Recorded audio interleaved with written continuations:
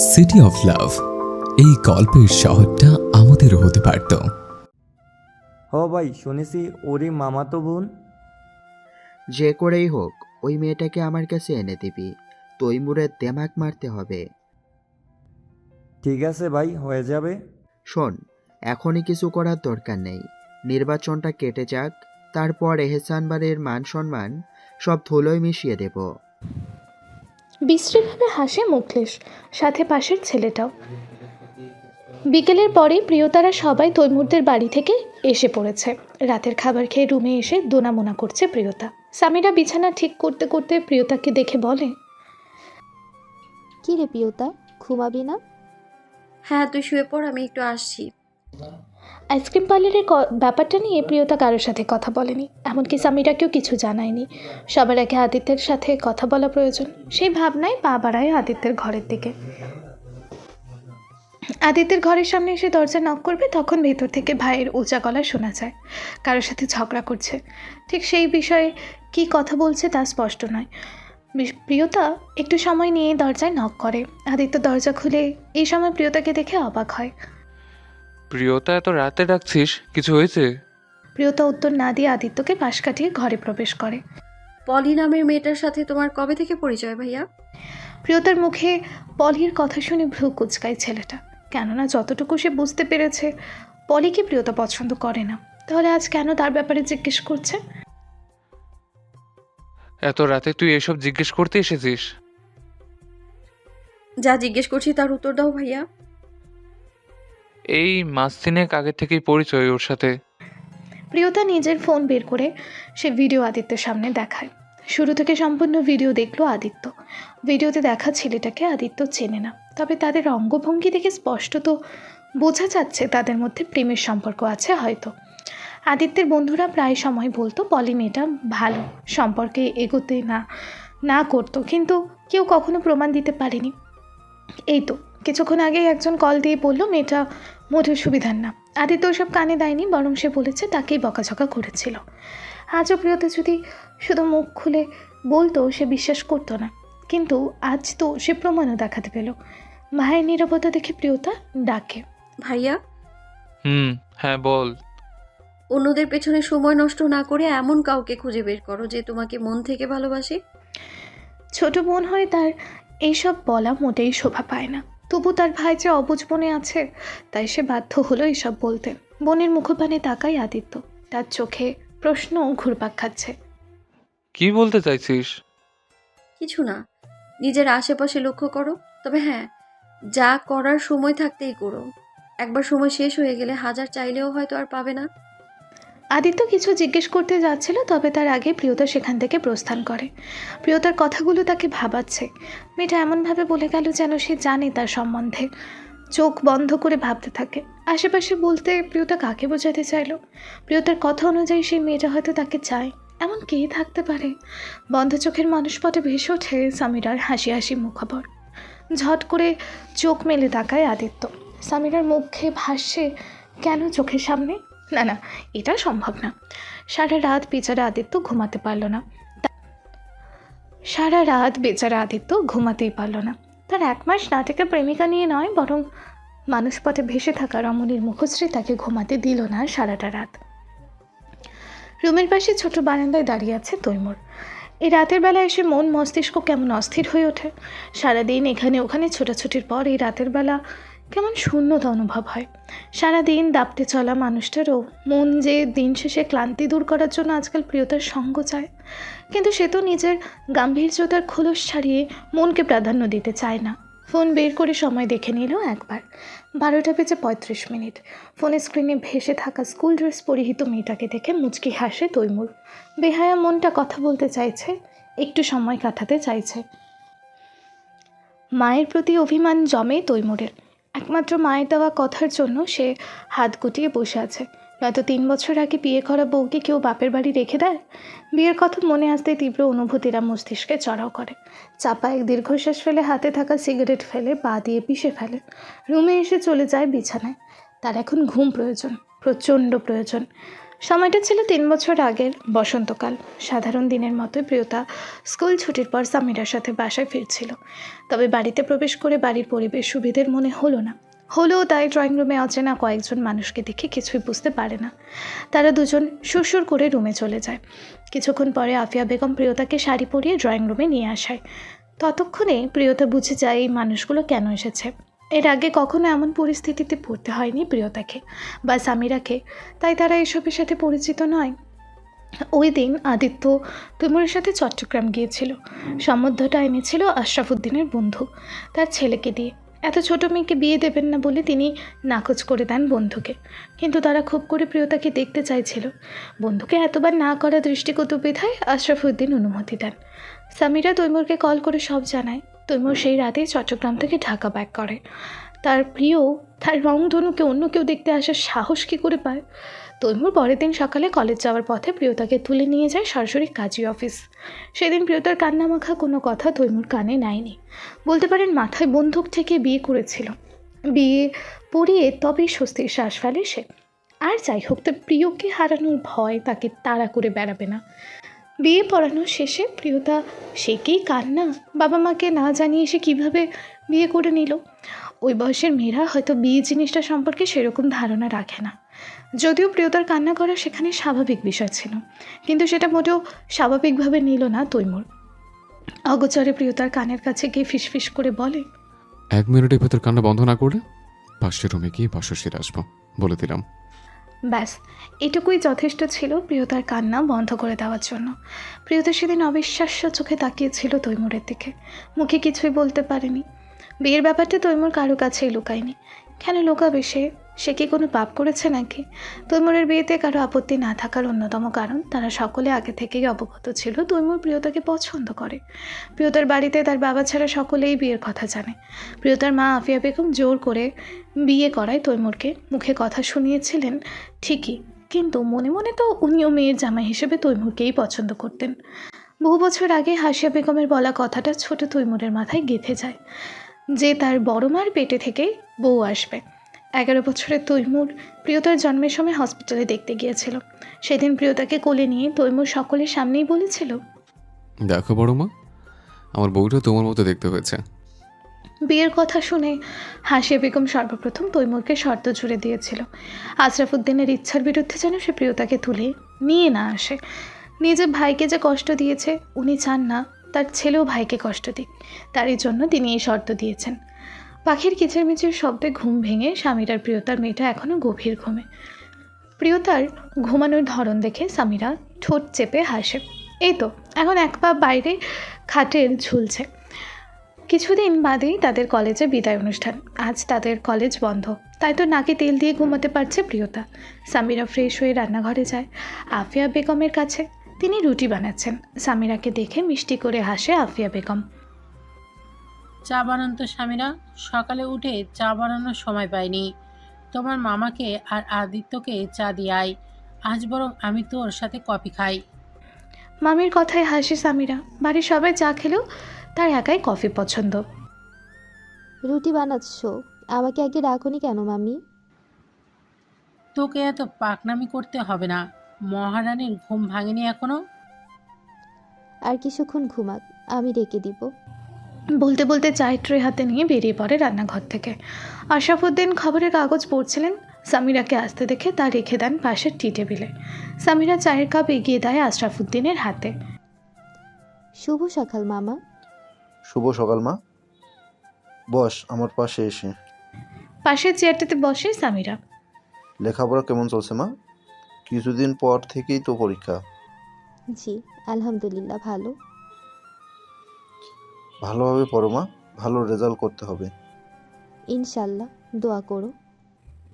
আশরাফুদ্দিন অন্য কাপ চা দেখে বলেন, এটা কি আমার জন্য?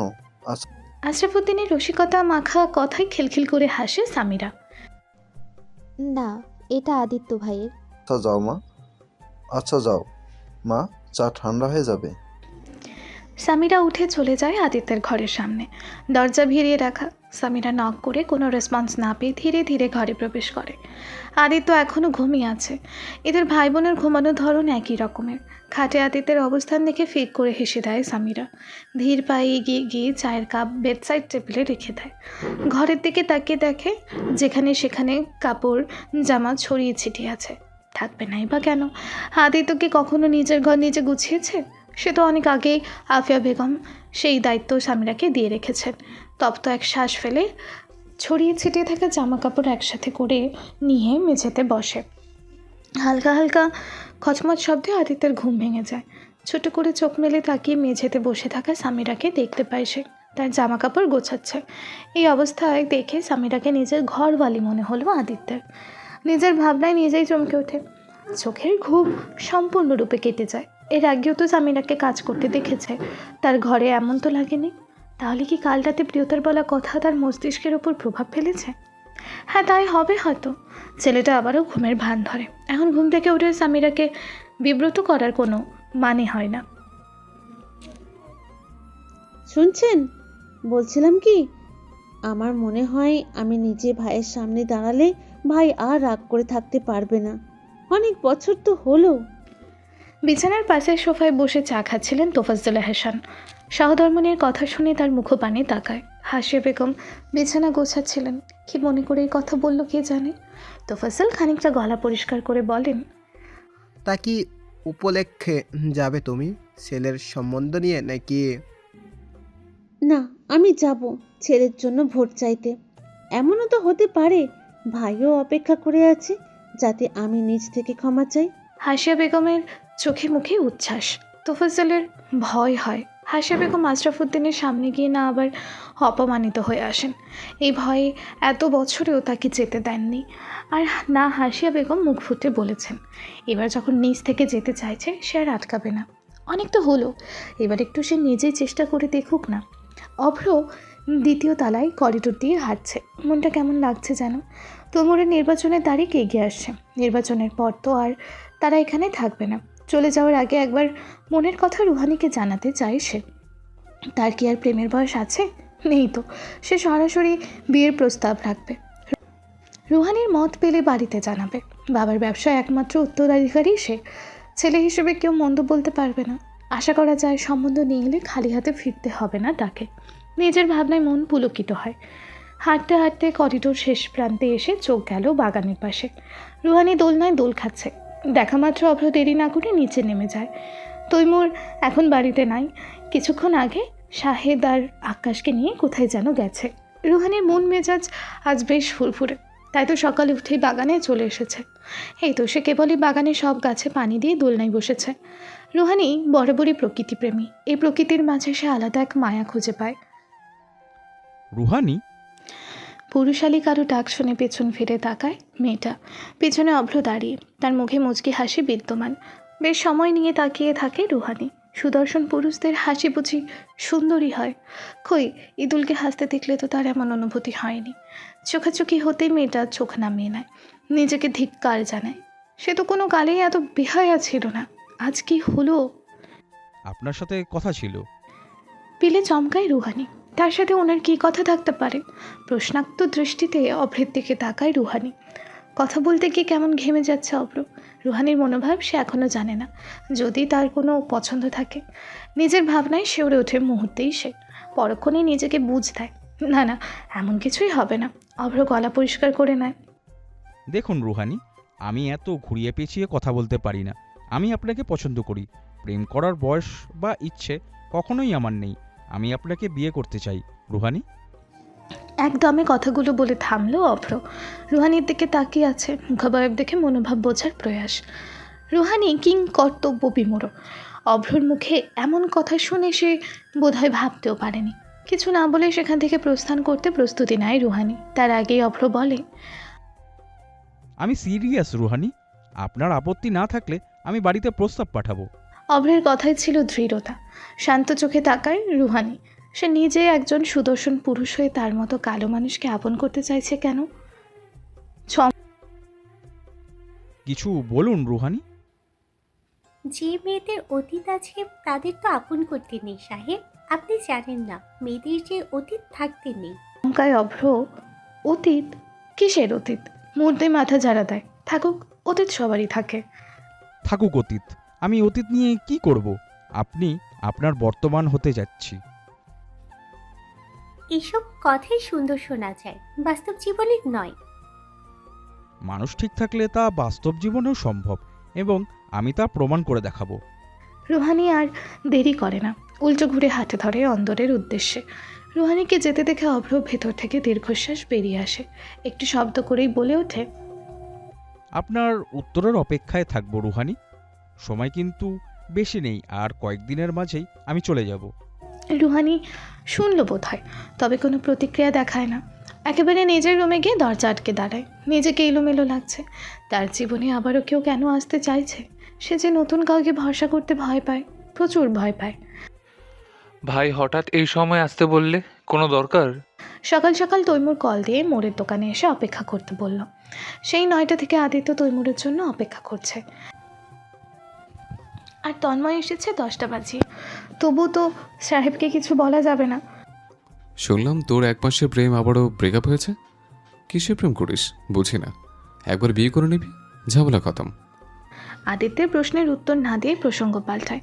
পলির প্রসঙ্গ উঠতে আদিত্যের চোখ মুখ অন্ধকার হয়। তার জীবনের সব থেকে বড় ভুল হয়তো ওই মেয়েটার সাথে সম্পর্কে যাওয়া। তার কতগুলো টাকা ঘাবুস করে ফেললো মেয়েটা। আর বলো না ভাই, আমার কতগুলো টাকা গচ্ছা গেল। আদিত্যের বলার ভঙ্গিমা দেখে তৈমুরের হাসি পায়। রসিকতা মিশিয়ে বলে, নিজের আশেপাশে খুঁজে দেখ, পেলেও পেতে পারিস জীবনসঙ্গী। তৈমুর এই কথায় আর নিজেকে স্থির রাখতে পারে না। আদিত্য, ভাই প্লিজ একটু খোলসা করে বলবে। কাল প্রিয়তাও একই কথা বলল, আশেপাশে দেখো আশেপাশে দেখো। বলে দাও না কার কথা বলছো। ফিচেল হাসে তৈমুর। তুই এতটা বলদ না যে কে তোকে পছন্দ করে আমাকে বলে দিতে হবে। বিরক্তিতে চশচক আওয়াজ করে, ধ্যাত বাল, তোমরা আমাকে গোলক ধাঁধার মাঝে ফেলেছো। ধরে নে তাই। তখনই শাহিদ আর আক্কার সেখানে উপস্থিত হয়। তাদের দুজনের হাতেই মিষ্টির প্যাকেট। ভাই সকাল সকাল তো 10 কেজি পাইনি, 8 কেজি আনতে পেরেছি। থাক, যা পেয়েছিস তাতেই হবে। ভাই এত মিষ্টি দিয়ে কি করবে তুমি? এমপি হওয়ার আগেই মিষ্টি বিলোবে নাকি? আদিত্য ছেলেটা এত কথা বলতে পারে? তপ্ত শ্বাস ফেলে তৈমুর। শ্বশুরের কাছে ভোট চাইতে যাব, একটু প্রিপারেশন আছে না? আদিত্য যেন আকাশ থেকে টুপ করে মাটিতে এসে পড়ল। ভাই তা আমাকে ডেকে আনলে কেন? আব্বা আমারে মাইরা ফেলাবো তোমার নগে দেখলে। কেলা, আমি বাঘ না ভাল্লুক যে আমার লগে দেখলে তোর মায়েরা লাইব? তৈমুর রসিকতার সুরে একটু থামে, পুনরায় বলে, তোকে আমার সাথে যেতে হবে না আহাম্মক। তুই আমাকে রাস্তা দিয়ে চিনিয়ে নিয়ে যাবি। যেন হাফ ছেড়ে বাঁচল। মেয়েকে হাসলো ছেলেটা। তাহলে ঠিক আছে, চলো। আশরাফুদ্দিনের দোকানটা পুরান ঢাকা থেকে বেশ বাইরের দিকে। দোকানে আসা নতুন মালামাল চেক করছিলেন আশরাফুদ্দিন। পেছন থেকে শোনা যায় গম্ভীর এক কণ্ঠ, আসসালামু আলাইকুম শ্বশুরমশাই। এহেন ডাক শুনে তৎক্ষণাৎ পেছনে তাকিয়ে আশরাফুদ্দিন থমকালো, চমকালেও বটে। মুখাবয়ে বেশ স্পষ্ট বোঝা যাচ্ছে তার দোকানে তৈমুর আসবে। তা বোধহয় তার কল্পনাতেও ছিল না। তৈমুরের পেছন থেকে শাহিদা আক্কাস এগিয়ে এসে দোকানের কাউন্টারের সামনে মিষ্টি বক্স রেখে আবারও পিছিয়ে যায়। ভোট চেতে আসলাম শ্বশুরমশাই, ভোট কিন্তু আমাকে দিতে হবে। সময়ের সাথে পাল্লা দিয়ে পারা যায় না। এই তো দেখতে দেখতে কাল প্রিয়তাদের কলেজের বিদায় অনুষ্ঠান। কালকে পড়ার জন্য শাড়ি সাথে অন্যান্য জিনিস সব গুছিয়ে রেখে পড়ার টেবিলে বসে কলম খাচ্ছে প্রিয়তা। এটা তার মুদ্রা দোষ। কিছু ভাবতে নিলে হাতের কাছে কলম থাকলে তা মুখে পড়ে নেয়। বিদায় অনুষ্ঠান উপলক্ষে কলেজ কর্তৃপক্ষ প্রধান অতিথি হিসেবে তৈমুরকে আমন্ত্রণ জানিয়েছে। এ নিয়ে মোটেও সন্তুষ্ট নয় প্রিয়তা। ওই লোক তাকে চোখে চোখে রাখবে, এদিক যাবি না, ওইটা করবি না, দেখ ভাল লাগে না, নিজ মনে বের করে। কলেজে বিদায় অনুষ্ঠানে কোনো গায়ককে আনবে তা না। প্রিয়তার বিড়বিড় করে বলা কথাটাও খাটের পাশে বসে থাকা সামিরা স্পষ্ট শুনতে পায়। এইসব পলিটিক্যাল বিষয় প্রিয়তা, ক্ষমতা যার দখলে থাকবে সবাই তাকেই মান্য করে চলবে। ভেঙচি কাটে প্রিয়তা। উনি কি এখনো ক্ষমতা হাতে পেয়েছেন নাকি? নির্বাচন তো সামনে। তুই বুঝবি না, তৈমুর ভাইয়ের বিপক্ষ দল বেশ নড়বড়ে, সবাই জানি জয় ভাইয়েরই হবে। তাই এখন থেকেই সুসম্পর্ক বজায় রাখছে। আর তাছাড়া তৈমুর ভাই এখন যত বেশি সমাবেশ অ্যাটেন্ড করবে তত পাবলিসিটি বাড়বে। বাহ বাহ, তুই এত কিছু জানিস কি করে? আজকাল পলিটিক্যাল বিষয়গুলো চর্চায় রাখতে ভালো লাগে আমার। প্রিয়তা বেশ কিছুক্ষণ চুপ করে সামিরার দিকে তাকিয়ে থাকে। কিছু বলছিস না কেন? থুতনিতে হাত দিয়ে ভাবুকভাবে বলে প্রিয়তা। ভাবছি। কি ভাবছিস? ভাবছি এরপরে নির্বাচনে তোকে ভোটে দাঁড় করাবো। সামিরা কিছু বলতে যাবে তার আগেই দরজায় নক করে আদিত্য। আসবো? ভেতরে এসো ভাইয়া। নিজের জায়গায় বসে ভাইকে ঘরে আসতে বলে প্রিয়তা। আদিত্যকে দেখে মাথায় কাপড় দেয় সামিরা। আদিত্য প্রায় লক্ষ্য করে তাকে দেখলেই মেয়েটা কেমন পরিপাটি হওয়ার চেষ্টা করে। এতদিন এসব নিয়ে মাথা না ঘামালেও আজকাল না চাইতো ভাবনাই এসে পড়ে। নিজের অযাচিত ভাবনা ফেলে আদিত্য এগিয়ে গিয়ে একটা শপিং ব্যাগ এগিয়ে দেয় প্রিয়তার দিকে। তৈমুর ভাই পাঠিয়েছে, এই শাড়ি কালকে তোকে পরতে বলেছে। শপিং ব্যাগ খুলতে বেরিয়ে এলো মেরুন রঙের একটি শাড়ি। শাড়িটি বেশ সুন্দর, লোকটার পছন্দ আছে বলতে হবে। আদিত্য নিজেকে ধাতস্থ করে পেছনের হাত থেকে আরেকটি শপিং ব্যাগ বের করে সামিরার হাতে ধরিয়ে দেয়। এটা তোর। বলেই দ্রুত প্রস্থান করে সেখান থেকে। ভাইয়ের তড়িঘড়ি করে যাওয়া দেখে প্রিয়তা গলা উঁচিয়ে বলে, আমার শাড়ি তৈমুর ভাইয়া দিয়েছে। সামিরারটা কে দিল বললে না যে? বোনের উচ্চস্বরে বলা কথাটি শুনেও কোনো প্রতিক্রিয়া দেখায় না আদিত্য। আজ বাড়ি আসার সময় তৈমুর তার কাছে প্রিয়তার জন্য শাড়িটা দিয়ে দিল। কি মনে করে যেন মাঝ রাস্তায় শপিং মলে গিয়ে সামিরার জন্য সেম শাড়ি কিনে আনলো। তার মনে প্রিয়তা আর তৈমুরের বলা কথা প্রভাব ফেলেছে। কেন যেন মনে হয় তারা দুজন যার কথা বলে সে সামিরাই। খাটে বসে নিত্য দিনের পোশাক ভাঁজ করছেন আফিয়া বেগম। আশরাফ উদ্দিন বারান্দায় কার সাথে যেন ফোনে কথা বলছিলেন। কথা শেষ করে ঘরে এসে ফোনে রেখে সহধর্মিনীর উদ্দেশ্যে বললেন, মুক্তি চাচা কল করেছিলেন। হঠাৎ আজ কি মনে করে? কাপড় ভাঁজ করতে করতে বলেন আফিয়া বেগম। স্বামীরার বিয়ের কথা বলেছিলেন, ছেলে নাকি ডাক্তার? হাতের কাজ আপনা আপনিই থেমে যায় আফিয়া বেগমের। স্বামীর পানে তাকান। তা আপনি কি বললেন? বললাম খোঁজ খবর নিয়ে দেখি। আর তাছাড়া মেয়েটা বড় হয়েছে, নিজের পছন্দ থাকতে পারে, ওর মতামত নেওয়ার প্রয়োজন। আশরাফ উদ্দিনের কথা শুনে তার পাশে গিয়ে বসেন আফিয়া বেগম। কাশি দিয়ে গলা পরিষ্কার করে নেয়। বলছিলাম কি, এক মেয়ে তো বাড়ি ছেড়ে চলেই যাবে, স্বামীরাকে বরং আমরা নিজের কাছেই রেখে দিই। আফিয়া বেগমের ঘুরিয়ে পেঁচিয়ে বলা কথাটা আশরাফ উদ্দিন বুঝতে পারে না। মানে কি বলতে চাইছো? আফিয়া বেগম দাঁত কিরমির করেন। এই লোক সারা জীবন একই রকম থেকে গেল, সব কথা ওনাকে ভেঙে বলে বোঝাতে হবে। উফ, মাঝে মাঝে আফিয়া বেগমের মন চায় মাথায় এক বাড়ি মারতে। সিরিয়াস মুহূর্তে নিজের ভাবনার সমাপ্তি ঘটিয়ে বলেন, আমি স্বামীরাকে আদিত্যর বউ করতে চাই। আফিয়া বেগমের কথায় বেশ কিছুক্ষণ চুপ থাকেন আশরাফ উদ্দিন। সামিরা তার বোনের শেষ চিহ্ন। মেয়েটাকে সবসময় চোখের সামনে রাখতে পারলে ওনার থেকে বেশি খুশি বোধ হয় কেউই হবে না। স্বামীরার মতামতের বাইরে কিছু করব না আমি। ছোট থেকে বড় করছি বলে এই নয় যে আমাদের সকল ইচ্ছা ওর উপর চাপিয়ে দেবো। আশরাফ উদ্দিনের এহেন কথায় আফিয়া বেগম হাফ ছেড়ে বাঁচেন। যাক বাবা, ওনার কোনো আপত্তি নেই। হালকা হেসে বলেন, স্বামীরা আদিত্যকে অনেক আগে থেকেই পছন্দ করে, তবে আপনার ছেলের খবর আমি বলতে পারবো না। ছেলের খবর তোমাকে রাখতে হবে না, আমি সামলে নেব। বেশ খানিকক্ষণ তাদের মধ্যে নীরবতা। কেউ কোনো কথা বলছে না। নীরবতা ভেঙে আশরাফ উদ্দিন বলেন, সেদিন তৈমুর আমার দোকানে গিয়েছিল। পিলে চমকায় আফিয়া বেগম। তৈমুর বা আশরাফ দুজনে কেউই একে অপরকে দেখতে পারে না। হালকা কেশে গলা ঠিক করে আফিয়া বেগম জিজ্ঞেস করেন, কি, কেন গিয়েছিলে? মানে কি কারণে? আশরাফ উদ্দিন উত্তর করেন না, নিজ মনে বিড়বিড় করেন, তৈমুরকে আমি যেমনটা ভাবলাম ছেলেটা তেমন নয়, একদম বাপের মতো হয়েছে। বারান্দার টিমটিমে আলো অন্ধকারাচ্ছন্ন ঘরকে আবছা আলোয় আলোকিত করছে। বিছানার এক কোণে বসে আছে রুহানি। খাটের সামনে দেয়ালে থাকা আয়নায় নিজের প্রতিবিম্বর দিকে এক দৃষ্টিতে তাকিয়ে আছে। সবাই তাকে সান্ত্বনা দেওয়ার জন্য শ্যামবর্ণের বলে থাকে। তার ছেলের হাসি হাসি মেয়েটা, সে মোটেও শ্যামবর্ণের নয়, সে তো কৃষ্ণবর্ণের। অভ্র মতন সুদর্শন পুরুষ তাকে কী দেখে পছন্দ করলো? রুহানির মনে এই প্রশ্ন সেই দিন থেকেই। তবে এর খোলাসা হয়নি কখনোই। সব ভাবনা এই প্রশ্নের কাছে এসে আটকে যায়। ওই দিনের পর অভ্র রুহানির সামনে আসেনি। কথা বলা তো দূরে থাক, কাল খাবার টেবিলে রুহানির বাবা তার বিয়ের কথা তুলেছিল। অভ্র তৎক্ষণাৎ খাবার টেবিল ছেড়ে চলে যায়। সবাই স্বাভাবিকভাবে নিলেও রুহানি খুব ভালোভাবে জানে এমন আচরণের কারণ। এসব ভেবে দীর্ঘশ্বাস ফেলে মেয়েটা। মন চায় আবারও কাউকে বিশ্বাস করতে, কিন্তু মস্তিষ্ক সায় দেয় না। রুহানির মন বলছে যদি অভ্রকে তার অতীত বলে দেয় তবে লোকটা পিছু হটে যাবে। যতই হোক তার মতন ভঙ্গ হৃদয়ের মেয়েকে কে বা আপন করে নিতে চাইবে। ভাবনা অনুযায়ী মেয়েটা উঠে বসে বেড সাইড টেবিল থেকে ফোন নিয়ে ডায়ালে থাকা নাম্বারটা একবার দেখে নেয়। কালকে তৈমুর অভ্রের কাছে ফোন রেখেই বাড়ি চলে আসায় তার ফোন থেকে অভ্রকে কল করেছিল, তাই নাম্বারটা ফোনে রয়ে গিয়েছে। প্রথম রিং হওয়ার পরেই ফোন তোলে অপর পাশে থেকে। অভ্রকে কিছু বলতে না দিয়ে রুহানি বলে, 5 মিনিটের মাথায় ছাদে আসুন অভ্র সাহেব। রুহানি যখন কল করে অভ্র তখন ঘুমানোর প্রস্তুতি নিচ্ছিল। ফোনে রিংটনে ভ্রু কুচকায় অভ্র। এত রাতে আননোন নাম্বার থেকে কে কল করবে? কিন্তু কল ধরার পর কণ্ঠ শুনে অভ্র বুঝে যায় এটা কে হতে পারে। মনের মাঝে হাজারো প্রশ্ন নিয়ে অভ্র ছাদের উদ্দেশ্যে বের হয়। কেন এত রাতে ডেকেছে তাকে রুহানি? আপাতত মাথায় কিছুই আসছে না তার।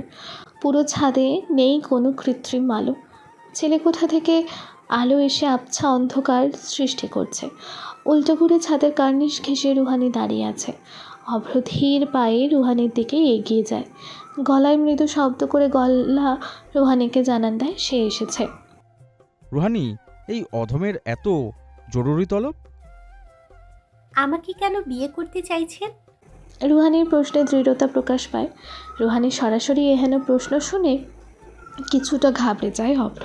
পরক্ষণে নিজেকে ধাতস্থ করে সে।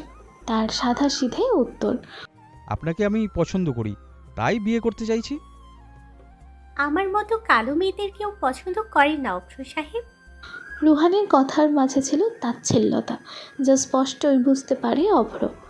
আমি সবার মতো বাহ্যিক সৌন্দর্যের পূজারি নই রুহানি, আমাকে সবার সাথে গুলিয়ে ফেলবেন না। আচ্ছা বেশ, আপনি যখন এত করে বলছেন বিয়ে করবেন, তাহলে যাকে বিয়ে করবেন তার সম্পর্কে সব জেনে রাখুন। আমার অতীত। রুহানিকে নিজের কথা সম্পূর্ণ করতে না দিয়েই অভ্র বলে, আপনার অতীত নিয়ে আমার কোনো মাথা ব্যথা নেই, আমি আপনার বর্তমান হতে এসেছি। কিন্তু আমি জানাতে চাই। এতক্ষণ উল্টো দিক ফিরে কথা বললেও এই কথাটা চিৎকার করে বলে পেছনে ফেরে রুহানি। রুহানির মুখাবয়ব দেখে অভ্র চমকায়। মেয়েটা কেঁদে চোখ মুখ ফুলিয়ে ফেলেছে। এ কি, আপনি কাঁদছেন কেন? রুহানি, এদিকে তাকান। অভ্রের কণ্ঠে ব্যাকুলতা। আমি জানাতে চাই আপনাকে। পুনরায় একই কথা বলে রুহানি। আচ্ছা ঠিক আছে বলুন, তবে আগে কান্না বন্ধ করুন। হার মেনে নেয় অভ্র। রুহানি যদি তার অতীত বলতে চায় বলুক, যত কঠিন সত্যি হোক সে শুনবে। বেশ অনেকটা সময় ছাদ জুড়ে নীরবতা। রুহানি নিজেকে শান্ত করছে। অন্য কারো সামনে কান্না করা বা দুর্বল হয়ে পড়া তো তার সাথে যায় না। ছেলে কোঠা থেকে আসা টিমটিম আলোয় অভ্র রুহানির মুখের দিকে তাকিয়ে আছে নিরলসভাবে। মেয়েটার মুখ যেন শান্ত নদী, চোখের কোণে জমে থাকা পানি চিকচিক করছে। হুট করে রুহানি চোখ তুলে তাকায় অভ্রের দিকে। চোখাচোখি হয়ে যাওয়ায় অভ্র চোখ নামিয়ে নেয়। নিজেকে কয়েকটা গালি দিয়ে নিল। এভাবে মেয়েটাকে অস্বস্তিতে ফেলা তার একদমই ঠিক হয়নি। নীরবতা ভেঙে রুহানি বলতে শুরু করে, একটা ছেলের সাথে আমার 3 বছরের সম্পর্ক ছিল। শুরু থেকে নিয়ে সব কথাই খুলে বলে। তৈমুর যে ঈদুলকে শাস্তি দিয়েছে তাও বলল। থেমে থেমে অনেকটা সময় নিয়ে সব বলার পর রুহানির মাথা তুলে অভ্রর মুখপানে তাকায়। মুখ দেখে অভ্রর মনোভাব বোঝা মুশকিল। অনেকক্ষণ অভ্রকে চুপ থাকতে দেখে রুহানি তার ছেলের হাসি দিয়ে বলে, আমি জানতাম অতীত জানার পর আপনি আর আমাকে আপন করে নিতে চাইবেন না, আর আপনার ক্ষণিকের মোহ কেটে যাবে। আপনার জীবনে আমি দ্বিতীয় পুরুষ হলেও আমার জীবনে আপনিই প্রথম, আর আপনিই শেষ নারী হিসাবে থাকবেন, কথা দিচ্ছি। অভ্রের কথাই ছিল দৃঢ়তা, যা মুহূর্তেই থমকে দেয় রুহানির সকল ভাবনা। কথাটা বলেই অভ্র নিচে চলে যায়, রুহানিকে কিছু বলার সময় না দিয়ে। রুহানি চেয়ে থাকে তার প্রস্থানের দিকে। লোকটা কি সত্যি তাকে ভালোবাসে? সকাল সকাল হুলস্থুল শুরু করে দিয়েছে প্রিয়তা আর স্বামীরা। দুজন রেডি হতে হতে ঘড়ির কাঁটে সকাল 10টা পার করেছে, অথচ তাদের অনুষ্ঠান শুরুই হবে 10:30টায়। ইতিমধ্যে ইফা এসে গেছে, তিনজন আজ একসাথেই যাবে। ইফা ড্রয়িং রুম থেকে গলা উঁচিয়ে বলে, তোদের কি আজ হবে নাকি আমি একাই চলে যাব? এই তো আমার হয়ে গেছে মনা। ইফার কথার প্রত্যুত্তর করে সামিরা ড্রয়িং রুমে চলে আসে। ড্রয়িং রুমে সোফায় আদিত্য আর ইফা বসে ছিল আগে থেকেই। সামিরার দিকে এক পলক তাকায় আদিত্য। তার পরনে আদিত্যের এনে দেওয়া হালকা গোলাপি রঙের শাড়ি। ইফার সামনে এইভাবে তাকিয়ে থাকায় সামিরা বেশ লজ্জা পাচ্ছে। আদিত্যের আচরণ আজকাল সামিরার বোধগম্য হয় না। আদিত্যের এইভাবে তাকিয়ে থাকা ইফা নিজেও লক্ষ্য করেছে। তার মনে হলো তাদের দুজনকে আলাদা সময় দেওয়া প্রয়োজন। তাই তো প্রিয়তাকে তাড়া দেওয়ার কথা বলে চলে যায় সেখান থেকে। আদিত্য যেন এরই অপেক্ষায় ছিল। ইফার পুরোপুরি প্রস্থান নিশ্চিত হয়ে সামিরাকে উদ্দেশ্য করে বলে, আমার দেওয়া শাড়িতে তোকে অনেক সুন্দর লাগছে সামিরা। ঝট করে মাথা উপরে তোলে সামিরা। আদিত্যের এই কথা সামিরার মনে ঝড় তুলে দেওয়ার জন্য যথেষ্ট। তা আদিত্য জানে প্রিয়তা এই নিয়ে 3 বার হিজাব খুলে নতুন করে লাগাচ্ছে। কেন যেন তার মন মতো হচ্ছে না। তৈমুরের দেওয়া মেরুন রঙের শাড়ির সাথে পরার জন্য স্কিন কালারের হিজাব সিলেক্ট করেছে প্রিয়তা। ওদিকে আর ধৈর্য না থাকায় ইফা প্রিয়তাকে উদ্দেশ্য করে বলে, তমির ভাই কল দিয়েছিল, এক্ষুনি না বের হলে ভাইয়া তোকে যেতে দেবে না। চতুর্থবারের মতন হিজাব খুলতে নিয়েছিল প্রিয়তা। ইফার কথা শুনে যেভাবে ছিল সেভাবেই বেরিয়ে পড়ে। প্রিয়তার অবস্থা দেখে ঠোঁট চেপে হাসে সবাই। পুরো কলেজ প্রাঙ্গণ চমৎকারভাবে সাজানো হয়েছে। ছেলেরা সবাই এক রঙের পাঞ্জাবি পরেছে, কিন্তু মেয়েদের বেলায় দেখা যায় ভিন্নতা। মেয়েরা যে যার মতো শাড়িতেই সেজে এসেছে। তার মূল কারণ সব মেয়েরা একত্রে ডিসাইড করতে পারেনি। তারা কলেজ প্রাঙ্গণে উপস্থিত হওয়ার কয়েক মিনিটের মাথায় অনুষ্ঠান শুরু হয়। কলেজের মাঠে পরপর 2টি গাড়ি এসে থামে। কলেজের কয়েকজন ছাত্র এগিয়ে যায় গাড়ির দিকে। প্রথম গাড়ি থেকে বেরিয়ে আসে তৈমুর, সাথে তার বন্ধুরা। দ্বিতীয় গাড়ি থেকে শাহেদ, আক্কাস, সাথে 2জন দেহরক্ষী। ছাত্র আর কয়েকজন শিক্ষক মিলে তৈমুরকে রিসিভ করে স্টেজে নিয়ে যায়। শুভ্র রঙের পাঞ্জাবিতে তৈমুরকে দেখে যেন আরেক দফায় ক্রাশ খায় প্রিয়তা। তৈমুর প্রধান অতিথি হিসেবে আসবে বিধায় অতিথিদের ব্যাচ পরানোরও ফুল দেওয়ার তালিকায় নিজ ইচ্ছায় নাম দিয়েছে প্রিয়তা। সবাই একসাথে ব্যাচ পরানোর জন্য লাইন তৈরি করছিল। প্রিয়তা সকলকে পেছনে ফেলে সবার প্রথমে গিয়ে দাঁড়ায়। এর কারণে অনেক মেয়ে দ্বিমত পোষণ করে। কিছু বললেও প্রিয়তা যেন কানেই নিল না। তৈমুরকে ব্যাচ পরিয়ে দেওয়ার সময় প্রিয়তা ফিসফিস করে বলে, আপনার দেয়া শাড়ি এটা কেমন লাগছে বললেন না তো? তৈমুর তার আশেপাশে দেখে স্টেজে নিচে অনেক শিক্ষার্থী তাদের দিকেই তাকিয়ে আছে। তৈমুর মুখবয়ব গম্ভীর রেখে উত্তর করে, ঠিকঠাক। প্রিয়তা কিছু বলতে নিয়েও বলল না। এই লোককে সে পরে দেখে নেবে। হ্যাঁ, হাতে থাকা ফুলের স্টিক তৈমুরের হাতে দিয়ে স্টেজ থেকে নামতে নেয়। তখন তৈমুরের তার বুক পকেট থেকে একটা লাল গোলাপ বের করে প্রিয়তার হাতে দিয়ে দেয় সকলের সামনে। প্রিয়তা চোখ বড় বড় করে তাকায় তৈমুরের দিকে। তার বদলে তৈমুর হালকা হাসে। পুরোটা অনুষ্ঠান জুড়েই তৈমুরের চোখ প্রিয়তার দিকেই স্থির ছিল। মেয়েটাকে আজ অদ্ভুত সুন্দর লাগছে। প্রিয়তাকে কাছে পেতে মনটা আজকাল ব্যাকুল হয়ে থাকে। তৈমুর সিদ্ধান্ত নিয়েছে নির্বাচনটা কেটে গেলেই প্রিয়তাকে নিয়ে চলে আসবে। এসব ভাবতে ভাবতে চোখ যায় প্যান্ডেলের পেছনের দিকে। কলেজটা একদম মেইন রাস্তার ধারে হওয়ায় কলেজের বাইরে অনেকেই এখানে উপস্থিত। পেছনের সারির একটা মেয়েকে 2টো বখাটে মিলে উত্তপ্ত করছে। মেয়েটা একা বসেছিল। ছেলে 2টো মেয়েটার 2 পাশে গিয়ে বসে পড়ল। অবাক করা বিষয়, অন্য সবাই তা দেখেও তাদের কিছু বলছে না। তৈমুরা সহ্য করতে পারে না, নিজের চেয়ার থেকে নেমে যায়। সোজা গিয়ে একটি ছেলের কলার ধরে বেধড়ক পেটাতে থাকে। অপর পাশের ছেলেটা পালিয়ে যেতে নিলে শাহেদ এসে ধরে ফেলে ছেলেটাকে। মুহূর্তে অনেক লোক ভিড় করে। সকলে ভিডিও করছে কিভাবে এমপি পদপ্রার্থী এক বখাটেকে শাস্তি দিচ্ছে। আনন্দমুখর পরিবেশটা যেন মুহূর্তেই নষ্ট হয়ে গেল। কলেজ ক্যাম্পাসে 2টা ছেলেকে লাগাতার পেটাচ্ছে এমপি পদপ্রার্থী তৈমুর। এ নিয়ে আশেপাশের লোকেদের কথার শেষ নেই। তবে এদের মধ্যে অনেকেই সত্যটা জানে না। সত্যটা না জেনে অনেকে গুজব ছড়াচ্ছে নানা বিষয়। অনেকে তো এও বলল ক্ষমতার জোর দেখাচ্ছে নিরীহদের ওপর। আসলে সে একজন অসহায় মেয়েকে সাহায্য করলো সেটা কারো নজরে এলো না। পুলিশের গাড়ির আওয়াজ পেয়ে তৈমুর হাতে থাকা ক্রিকেট স্ট্যাম্প নিচে ফেলে দেয়। তৈমুর নিজেই পুলিশে কল করেছিল বখাটে 2টোকে ধরিয়ে দিতে। ছেলে 2টো মাটিতে লুটিয়ে পড়ে আছে। সেদিকে এক নজর তাকিয়ে থানার অফিসার সেদিকে যায়। আমতা করে বলে, আইন হাতে নেওয়ার আপনার উচিত হয়নি স্যার। যে আইন আমার মা বোনদের সুরক্ষা নিশ্চিত করতে পারে না, সমাজে সে আইনের দরকার আছে বলে আমি মনে করি না। আপনাদের কনস্টেবল অনুষ্ঠানে উপস্থিত থাকা অবস্থায় এমন ঘটনা কিভাবে ঘটে? তীব্র নিন্দা না জেনে পারলাম না অফিসার। তৈমুরের এই হেন শক্ত কথায় অফিসার মাথা নিচু করে নেয় মুহূর্তে। এক নজর অফিসারের দিকে তাকিয়ে তৈমুর সোজা স্টেজে গিয়ে মাইক হাতে নেয়। এটি সত্যি অত্যন্ত দুঃখের বিষয় যে ভরা জনসমাগমের মাঝে এই নরকিট গোলা আমাদের মা বোনদের দেখে হাত বাড়ানোর সাহস পায়। আপনি নিশ্চিত আশেপাশে উপস্থিত অনেকে দেখেছেন মেয়েটাকে হ্যারাস করা হচ্ছিল। আপনারা চাইলে তাকে সাহায্য করতে পারতেন, তবে আপনারা কেউ এগিয়ে আসেননি, সাহায্যের হাত বাড়িয়ে দেননি। তাকে শুধু দেখছিলেন।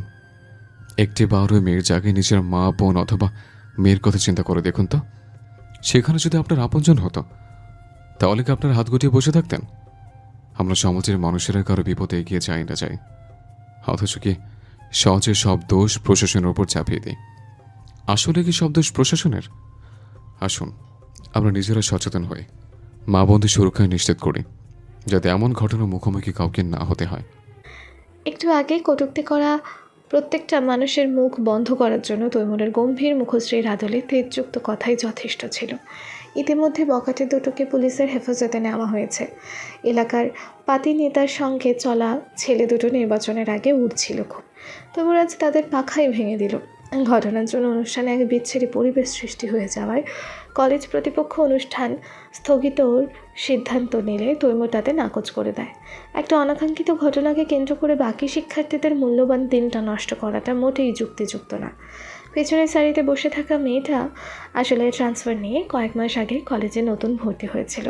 তবে নিয়মিত ক্লাস না থাকায় মেয়েটার কোনো বান্ধবী নেই বললেই চলে। মূলত তার জন্য সে একা পেছনে বসেছিল। তৈমুর যখন বকাঠেদের মারছিল, প্রিয়তারা সবাই গিয়ে মেয়েটাকে তাদের সাথে সামনে নিয়ে আসে। তবে মেয়েটার জন্য এখানে পরিবেশ অস্বস্তিকর হয়ে উঠছিল, যার কারণে মেয়েটা বাড়ি চলে যায় কিছুক্ষণের মধ্যেই। মুবিন এসেছিল ইফাকে এক নজর দেখতে। সে জানে ইফাকে দেখার এই ব্যাকুলতা হারাম। তাদের মধ্যে তো হালাল কোনো সম্পর্ক নেই, তবু অবাধ্য মন মানতে নারাজ। শেষমেশ পরাজিত সৈনিকের মতো মনকে প্রাধান্য দিয়ে চলেই আসে এক নজর চোখের দেখা দেখতে। এখানে এসে এমন একটা ঘটনার সাক্ষী হতে হবে তা জানা ছিল না। মেয়েটার জায়গায় যদি ইফা থাকতো ভেবেই বুক কেঁপে ওঠে মুবিনের। তবে তৈমুরের সরাসরি প্রতিক্রিয়া তাকে মুগ্ধ করছে।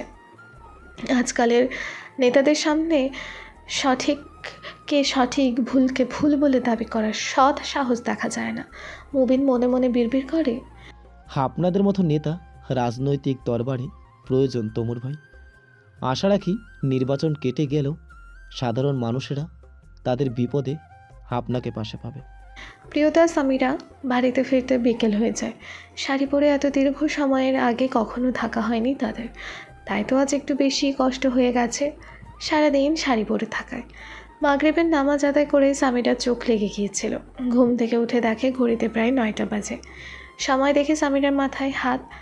সে এত সময় ঘুমালো, মামি ডাকেনি কেন তাকে? বিছানা ছেড়ে তড়িঘড়ি করে ঘর থেকে বেরিয়ে যায়। রান্নাঘরে গিয়ে দেখে প্রিয়তা আর রাফিয়া বেগম রাতের খাবারের ব্যবস্থা করছে। মামি, আমাকে ডাকুনি কেন? এতক্ষণ কিভাবে ঘুমালাম আমি? সামিরার কথায় রান্নাঘরের দরজায় তাকায় আফিয়া বেগম। সামিরার কথার প্রত্যুত্তরে মেয়েকে রাগ দেখিয়ে বলে, মেয়ে আমার ঘুমিয়ে আছে, আমি ডাকতে যাব কেন? আমার বাড়িতে কি এমন কাজ যে তোমাকে ঘুম থেকে উঠিয়ে কাজ করাতে হবে? সামিরা একগাল হাসে আফিয়া বেগমের কথায়। আফিয়া বেগম কখনো প্রিয়তা আর সামিরাকে অন্য নজরে দেখেনি, আর না কখনো সামিরাকে বুঝতে দিয়েছে সে এবারের মেয়ে না। সামিরা এগিয়ে গিয়ে প্রিয়তার পাশ ঘেঁষে দাঁড়ায়। প্রিয়তা সালাদ কাটছে। টেবিলে খাবার পরিবেশন করে প্রিয়তার বাবাকে ডাকতে চলে যায়। ড্রয়িং রুমে উপস্থিত সামিরা আর আফিয়া বেগম। আফিয়া বেগম বলেন, যা আদিত্যকে ডেকে নিয়ে আয়। সামিরা আফিয়া বেগমের দিকে এক নজর তাকিয়ে থাকে। মামি সব সময় তাকে আদিত্য ভাইয়ের আশেপাশে পাঠায়। অনেক আগে থেকেই, এই তো কয়েক বছর আগে থেকেই আদিত্যর ঘর গোছানো থেকে শুরু করে সকালের চা সব তাকেই দায়িত্ব দিয়ে রেখেছে। কী রে, যাচ্ছিস না কেন? আফিয়া বেগমের কথায় ভাবনার ছেদ ঘটে। সে ডেকে নিয়ে আসে আদিত্যকে। খাওয়া দাওয়ার শেষ পর্যায়ে আশরাফুদ্দিন হালকা খেসে গলা পরিষ্কার করে বলে, বুঝলে রাফিয়া, স্বামীরার জন্য অনেক ভালো ঘর থেকে সম্বন্ধ এসেছে। ছেলেও ভালো, আমি খোঁজ নিয়ে দেখেছি, তারা স্বামীরাকে দেখতে আসতে চাইছে। খাবার টেবিলে পিন পতন নীরবতা। প্রিয়তা সামিরার দিকে তাকিয়ে আছে। আদিত্যের হাতে থাকা লোকমাটা আর মুখে উঠল না। বুকটা কেমন খালি খালি লাগছে। কি বললো তার বাবা? সামিরার বিয়ে মানে? ওমা তাই নাকি? কবে আসতে চেয়েছে? আফিয়া বেগমের ভাবটা এমন যেন সে আগে থেকে কিছুই জানতেন না। আফিয়া বেগমের এহেন কথাই যেন অথই জলে ফেলে দিল সামিরাকে। মামার মুখে এমন কথা শুনে ভেবেছিল মামি সামলে নেবে পরীক্ষার কথা বলে, কিন্তু মামি কেন মামাকে কিছু বলছে না? সামিরার নিজেকে সব থেকে অসহায় মনে হলো। কেউ কোনো কিছু বলছে না কেন? আহত নয়নে প্রিয়তার দিকে যায়। মেয়েটা আর কেউ না জানো, প্রিয়তা তো সবটা জানে, কিছু বলছে না কেন? সামিরার মা। আশরাফুদ্দিনের কথায় ভাবনার ছেদ ঘটে সামিরার। জি মামা। তোমার কোনো আপত্তি নেই তো মা? আমি তোর ইচ্ছার বিরুদ্ধে কোথায় এগোবো না। সামিরা এবার খই হারায়। সে কি বলবে? কার জন্য বলবে? সে কী বলে না করবে? যদি জিজ্ঞেস করা হয় তার কোনো পছন্দ আছে নাকি, তবে সে কী জবাব দেবে? কোনো উত্তর আছে কি তার কাছে? একতরফা ভালোবাসায় যে কোনো চাওয়া পাওয়া নেই। মেয়েটার চোখ পানিতে টইটম্বুর, কান্নারা বেরিয়ে আসতে চায়, তবে সামিরা তা হতে দেয় না। ঢোক গিলে বলে, তোমাদের ইচ্ছাই আমার ইচ্ছা মামা। আশরাফুদ্দিন সামিরার কথায় স্বস্তির শ্বাস ফেলে। আদিত্য এতক্ষণ এক দৃষ্টিতে তাকিয়েছিল সামিরার দিকে। মেয়েরা কেন সব সময় নিজের অনুভূতিতে চাপিয়ে রাখে? কেন সব সময় ছেলেদেরই নিজের ভালোবাসা জাহির করতে হয়? মেয়ে হয়ে কি ছেলেদের কাছে নিজের ভালোবাসা প্রকাশ করা যায় না? সামিরাকে পারতো না নিজের অনুভূতি তাকে জানাতে? কথাই আছে, মেয়েদের বুক ফাটে তবু মুখ ফাটে না। সবসময় এই কথার সাথে পুরো মিল পায় আদিত্য সামিরার মাঝে। আজ অবধি মেয়েটাকে মুখ ফুটে নিজের জন্য কিছুই চাইতে দেখেনি সে। আমি জানতাম আমার মেয়েটা আমার কথার বাইরে যাবে না কখনো, তাই তো আমি কথা বলে এসেছি। কালকেই সামিরাকে দেখতে আসবেন তারা। আর সহ্য হয় না আদিত্যের, দাঁড়িয়ে উচ্চস্বরে বলে, সামিরাকে দেখতে এই বাড়িতে কেউ আসবে না, আর না সামিরা তাদের সামনে যাবে। আদিত্যের এখানে প্রতিক্রিয়া দেখে আশরাফুদ্দিন মোটেই অবাক হননি। শুধু তিনি কেন, সামিরাবাদী কেউই অবাক হয়নি। ফিচেল হাসে আশরাফুদ্দিন, জিজ্ঞেস করে, আমি সামিরাকে বিয়ে করব, কারণ সামিরা আমাকে ভালোবাসে। আদিত্যের এহেন চিৎকারে বাড়ির প্রতিটা কানায় কানায় পৌঁছে যায়। সামিরা অবিশ্বাস্য নয়নে আদিত্যের পানে তাকিয়ে থাকে। তার বুকে যেন হাতুড়ি পেটে হচ্ছে। বুকের মাঝে থাকা হৃদযন্ত্রটা যেন বেরিয়ে আসতে চাইছে। সে কি ঠিক শুনলো নাকি তার কান বাজছে? আদিত্যের কথায় মোটেই বিচলিত হতে দেখা যায় না আশরাফুদ্দিনকে। সে তো এটাই চেয়েছিল। তবু মুখাবয়বে প্রকাশ না করে মেয়েকে রাগ দেখিয়ে বলে, তোমার মতো অপদার্থর কাছে আমি আমার মেয়েকে কেন দেব? বাবার কথায় আদিত্য যেন আকাশ থেকে পড়ল। আমি অপদার্থ? হ্যাঁ, তুমি অপদার্থ। তোমার কামাই রুজি আছে? বিলাজের মতো বিয়ে করতে চাইছো কোন মুখে? তোমার কাছে আমি সামিরাকে দেব না। খাবার টেবিলে উপস্থিত বাকি তিনজন বাপ ছেলের বাকবিতণ্ডায় নীরব ভূমিকা পালন করছে, যেন তারা এখানে উপস্থিত নেই। বাবার কথায় একটু রাগের আঁচ পেল না আদিত্য, তাই ছেলেটা প্রত্যুত্তর করার সাহস পেল। চেয়ার থেকে উঠে দাঁড়ায় আদিত্য। কিছু করি না মানে কি? তোমার ব্যবসা থাকতে আমাকে নতুন করে কিছু করতে হবে কেন? তোমাকে মোটেও এই ভিলেনের রোলে মানাচ্ছে না আব্বা। বিয়ে তো আমি সামিরাকেই করব। তুমি বললে সামিরা তোমাকে ভালোবাসে, তুমি বাসো না? মামার মুখে এহেন কথায় লজ্জায় কুকড়ে যায় স্বামীরা। দাঁত কিরমির করে চোরা চোখে আদিত্যর দিকে তাকায়। এই লোককে মামার সামনে কে বলতে বলেছিল যে সে ভালোবাসে? কি একটা লজ্জার বিষয়। বাবার প্রশ্নে কিছুটা ভড়কে যায় আদিত্য। সত্যি তো, সে কি ভালোবাসে সামিরাকে? কিছুক্ষণ ভাবার পরও কোনো উত্তরের সুরহা করতে ব্যর্থ হয় আদিত্য। তবু দমে যায় না। বাবার উদ্দেশ্যে বলে, অত কিছু জানি না, বিয়ে করলে সামিরাকেই করব। বলেই টেবিল ছেড়ে রুমে চলে যায়। আশরাফুদ্দিনও কিছুক্ষণ ছেলের যাওয়ার পানে তাকিয়ে নিজের রুমের দিকে চলে যায়। সামিরা তখনও ঘোরের মধ্যেই রয়েছে। যা হলো তা কি বাস্তব? আদিত্য ভাই তাকে বিয়ে করতে চাইছে, কিন্তু কেন? তার মামা মামি বা এত সহজে মেনে নিল কীভাবে? মাথায় হাজার খানেক প্রশ্ন। আমি কিন্তু সামিরাকে ভাবি বলতে পারবো না, আগেই বলে দিলাম। প্রিয়তার কথায় আফিয়া বেগম আর সামিরা একসাথে হেসে ওঠে। তাদের সাথে যোগ হয় প্রিয়তা নিজেও। সে যে এত খুশি বলে বোঝানোর মতো না। তার ভাই এতদিন সামিরার মনের কথা বুঝতে পারল। আফিয়া বেগম আদিত্যের ঘরে গিয়ে ছেলেকে নিয়ে এলো। এখানে বস, আমি ঘর থেকে আসি। ছেলে মেয়েদের বসিয়ে রেখে ঘরে গিয়ে আলমারি খুলতেই আশরাফ উদ্দিনকে বলেন, বাইরে চলুন, কথা যেহেতু আজ উঠেইছে ঠিকঠাক করেই রাখবো। স্বামীরা দাদার বাড়িতে জানানো উচিত আগে।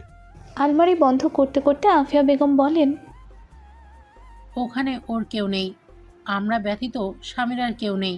আর হাসিয়া এই ব্যাপারে শুনে খুশি হবে আমি জানি। চলুন জলদি। প্রিয়তা ভাইয়ের পাশে বসে আদিত্যকে দেখে মিটিমিটি হাসছে। তা দেখে আদিত্য ভ্রু কুচকায়। পাগলের মতো হাসছিস কেন? আমার ভাই আর ভাবির প্রেম কাহিনী দেখে হাসছিলাম।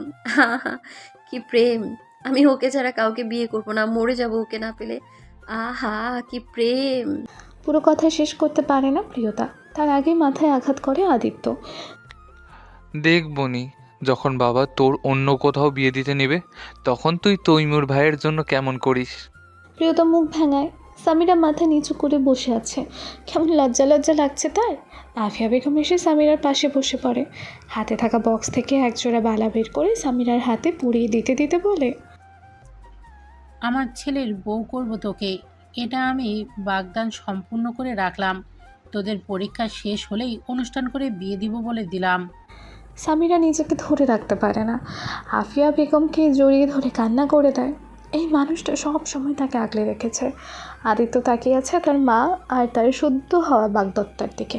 কেমন লাগছে যেন। সত্যি কি এসব হয়ে গেল এত জলদি? অভ্র ফোন হাত থেকে খাটেতে ওপর রেখে দিল। নেটে গেলেই নিউজ ফিড জুড়ে তৈমুরের বখাটেদের মারার ভিডিও আর আজকের ভাষণ ছাড়া আর কিছুই আসছে না আপাতত। খাট ছেড়ে জানালার পাশে গিয়ে দাঁড়ায়। ঘুম আসছে না কেন যেন। পাশে ফিরে দেখে রবিন নাক ডেকে ঘুমাচ্ছে। অন্য খাটে নিশু সাইড ল্যাম্প জ্বালিয়ে বই পড়ছে। বেশ গরম পড়েছে, একটু ছাদে বাতাসে গেলে ভালো লাগতো। এই নিশু, বাইরে যাবি? এক নজর অভ্রের দিকে তাকায় নিশু। খানিক ভেবে উত্তর করে, না তুই যা। অভ্র বেরিয়ে পড়ে রুম থেকে। নিশুটা যেন কেমন সব সময় দূরে দূরে থাকতেই চায়। আগে ছেলেটা এমন ছিল না, মিলেমিশে থাকতো। হুট করে বছরখানেক আগে থেকে কেমন যেন চুপচাপ থাকতে শুরু করেছে। সেই সিঁড়ি থেকেই অভ্র ছাদে কারো উপস্থিতি টের পায়। সামনে তাকাতেই জ্বলন্ত সিগারেট দেখে এগিয়ে যায়। তৈমুর ছাড়া আর কেউ থাকবে না এই সময়।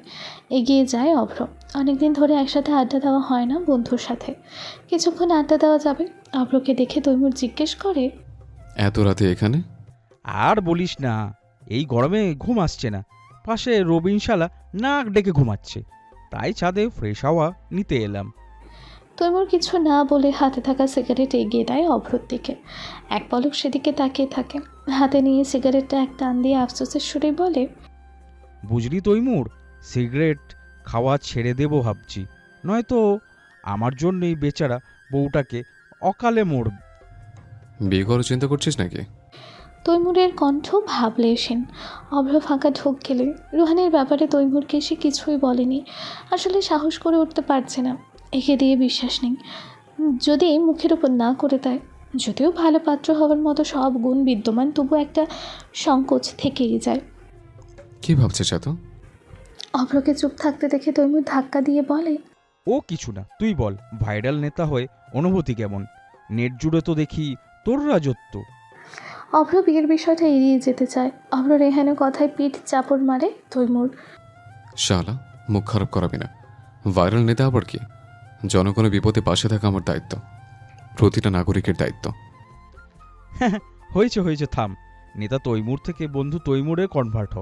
তোর নেতা নেতা ভাবটা হজম করতে পারি না আমি। অভ্রর কথায় তৈমুর হাসে। অভ্র এমনি রাজনীতি পছন্দ না। ছেলেটার ভার্সিটিতে তৈমুর যখন নিজেকে রাজনীতিতে জড়ালো, তখন অভ্র তাকে কত বোঝাতো এসব ভালো না, মারামারি হয়, জীবনের ঝুঁকি থাকে। সেই অভ্র নির্বাচনের এত কাজ করছে শুধু তার পাশে থাকার জন্য, তাকে সাপোর্ট করার জন্য। তার বন্ধুগুলো এমনই, সব সময় সব কিছুতে সাপোর্ট করবে। তৈমুর যদি হোস্টেলে মারামারি করতো, রবিন তার হয়ে সাক্ষী দিত। তৈমুর ব্যায়াম করছিল, ছেলেটা তৈমুরের হাতের নিচে চলে এসেছিল। এখন তার কি দোষ? এসব ভেবে জোরে জোরে হেসে ওঠে তৈমুর। কি হলো? তৈমুর মাথা দিয়ে না বোঝায় কিছু হয়নি।